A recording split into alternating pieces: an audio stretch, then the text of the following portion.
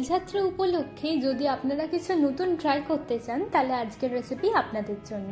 By the way, আমি আপনাদের Trisha and welcome to my channel Trisha ট্রিটে।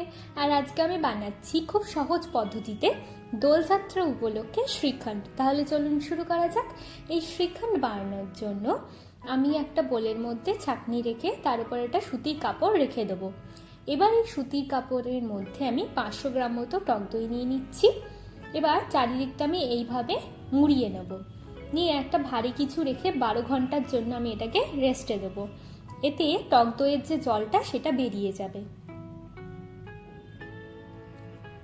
দেখুন আমাদের টক দইটা একদম রেডি। এবার এই দইটাকে একটা বাটির মধ্যে দিয়ে তার মধ্যে 1/4 চামচ মতো এলাচের গুঁড়ো আর 1 চামচ মতো কেশরের জল দিয়ে ভালো করে আমরা এটাকে মিশিয়ে নেব। দেখুন এটা একদম ক্রিমের মতো হয়ে গেছে। এবার এর মধ্যে 1/4 কাপ মতো চিনির গুঁড়ো দেবো, দিয়ে আবার ভালো করে এটাকে আমরা মিশিয়ে নেব।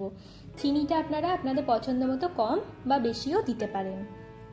দেখুন আমাদের ভালো করে মেশানো হয়ে গেছে।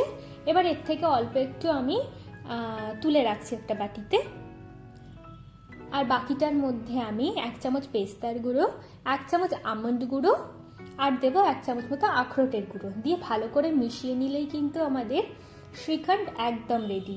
আমার ভিডিওটি যদি আপনাদের ভালো লেগে থাকে তাহলে প্লিজ একটি লাইক করবেন, প্রচুর শেয়ার করবেন, আর এরকম আরও ভিডিও পেতে আমার চ্যানেলটিকে সাবস্ক্রাইব করবেন।